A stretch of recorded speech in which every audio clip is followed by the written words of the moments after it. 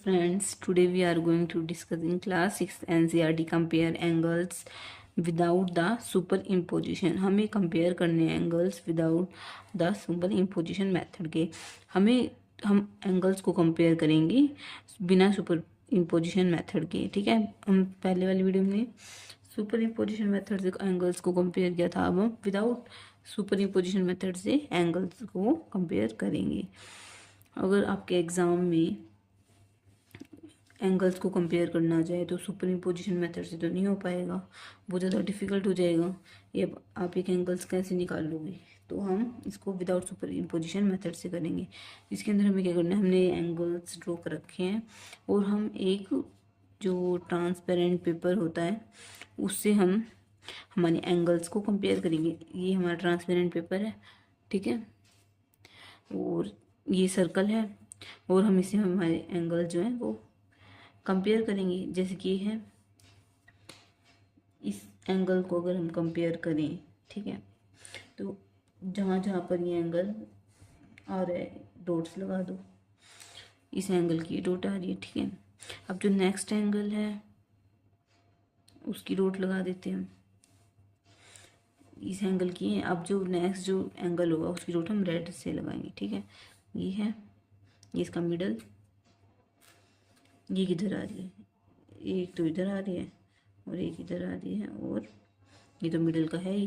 तो आप चेक करोगे जो एंगल जो है ये वाला, इसका तो था ब्लैक वाला, और जो एंगल जो है ये रेड वाला, तो ग्रेटर कौन सा है, ये जो एंगल है ये ग्रेटर है।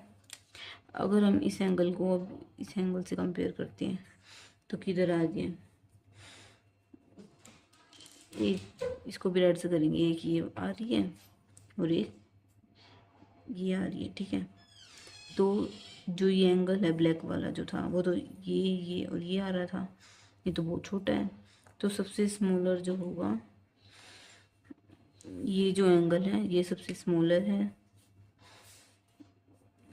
ये सबसे लार्ज है, ठीक है। ये स्मॉलर है, सबसे वेरी स्मॉल, ठीक है। ये उससे थोड़ा स्मॉल है। तो सबसे इस एंगल से बड़ा ये है, इस एंगल से बड़ा ये एंगल है और इस एंगल से बड़ा ये एंगल है, ठीक है। इसको हम, ये लार्ज है, ये मीडियम है और ये स्मॉल है। नेक्स्ट है एंगल, एक ये एंगल है, ठीक है। इन एंगल्स को हम कंपेयर करेंगे। अगर हम इस एंगल को कंपेयर करें तो हम इसकी डॉट बनाते हैं। एक डॉट ये है, एक डॉट ये है और एक डॉट ये है। इस एंगल की डॉट आ रही है। अगर हम इस वाले एंगल को कंपेयर करें, इसको मैं से घुमा कर देखते हैं, इस एंगल की भी वही डॉट आ रही है। हम रेड से मार्क करेंगे दूसरा वाला जो एंगल है ना, पहले हमने इस एंगल को ब्लैक से किया था, तो इस एंगल को हम किससे करेंगे, रेड से, ठीक है। अब इस एंगल की डॉट और चेक करते हैं। इस एंगल की जो डॉट है वो एक ये आ रही है, इस एंगल की जो डॉट है वो एक ये आ रही है, एक ये आ रही है और एक ये आ रही है। इस एंगल की डॉट है और इस एंगल की जो रेड और ब्लैक वाले की दोनों की सेम है, तो इन दोनों एंगल को क्या कहेंगे, ये दोनों एंगल इक्वल है, क्योंकि जो इस एंगल की जो ये जो एंगल है और ये जो एंगल है दोनों इक्वल है।